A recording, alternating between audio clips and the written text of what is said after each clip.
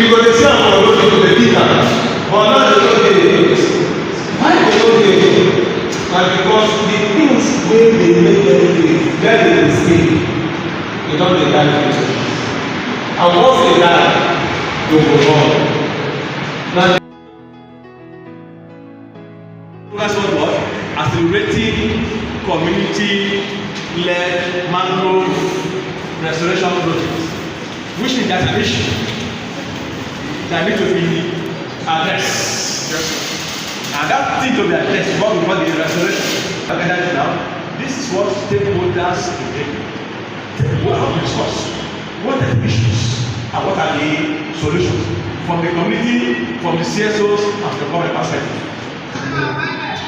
I remember once in a time, somewhere like area of Free Village, there is a company in Rumuolumeni called. I know that they cut most of the mangrove close to the company for the purpose of security. Wow.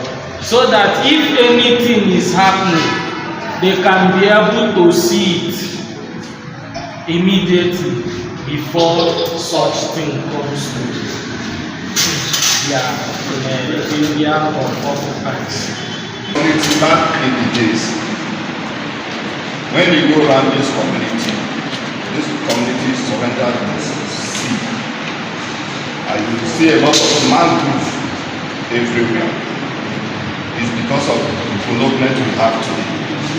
That is why we are even sitting down there not. We are not supposed to sit there and discuss about anything mangrove in Rumuolumeni community. I will tell him, and he knows what I'm talking about. But where I want to show most concern is for this new development we have at hand today. Whether you like it or not, if we make a mistake, go and plant in an environment that tomorrow they may sell it, definitely you cannot stop the owner from selling that land, including the Royal Highness cannot stop the owner of that property. My suggestion, anything we are doing, let us make sure that this one we are going to put on ground is going to be in an area that will not be affected in any way.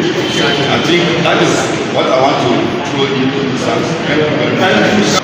Like the day we met with the council, the Royal Highness, the King, they said they are going to give more importance, more priority to ensure that after plantation, it will be protected. These are ensuring this sensitization laws that will empower people to protect and not to cut. So the community as the leaders, we will after this meeting, because each time we meet, in fact the king knows that we are here this morning because I went to him to inform him that we are meeting. So they are also aware that since we have been meeting, talking on how to protect, to ensure that this thing is planted and nobody. So we will also go back to them so that this law can be passed to ensure that after plantation, it will be protected. As a community, we have roles to play. You also have role to play. If government can come, maybe do the chiefs. If there is anything they can do, maybe even though they are doing dredging, and they should just remain this where we can have To our river, we see like 7 or 8 dredgers inside our river.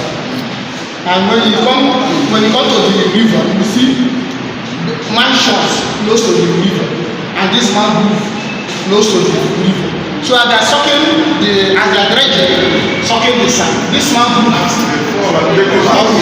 collapsing. So like before, when I'm small, where would you go to toilet? Inside this mangrove before we use leg. Now as I'm talking to you, you cannot use leg again to that place. So government should look into that area, that the dredging is scattering all this mangrove. How to save this mangrove.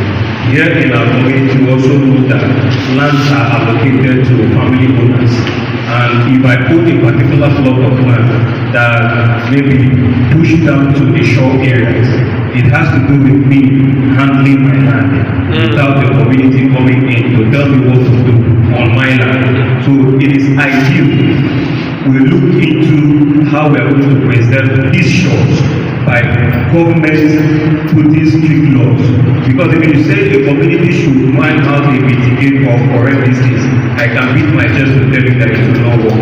If I own the land, everybody knows that this land is mine. My residents cannot tell me not to do something on my land. Now, if we are doing all this planting and maybe somebody bought the land, I know that no community sell water, but they sell land, and somebody who bought the land will now begin to sanity or begin to encroach into where we have planted our mangrove. What is the mangrove vanguard doing to stop those activities? The background you give, the problem that is causing that is polluting the mangrove mostly is women and human being activities. Like the profile you say, though it's reduced, the business is involving both men and women. So the impact is also impacting on both men and women. So restoring it needs their own presence, needs their own involvement, so that they will also be able to know.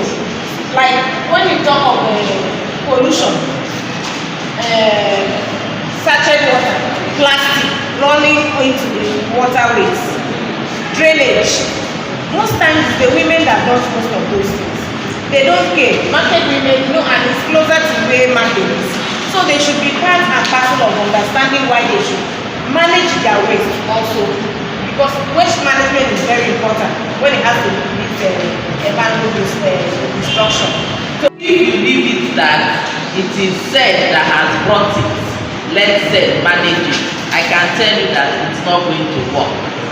So for this project, this restoration of mangrove to work in this community, every one of us needs to buy into it, needs to make sure that it succeeds.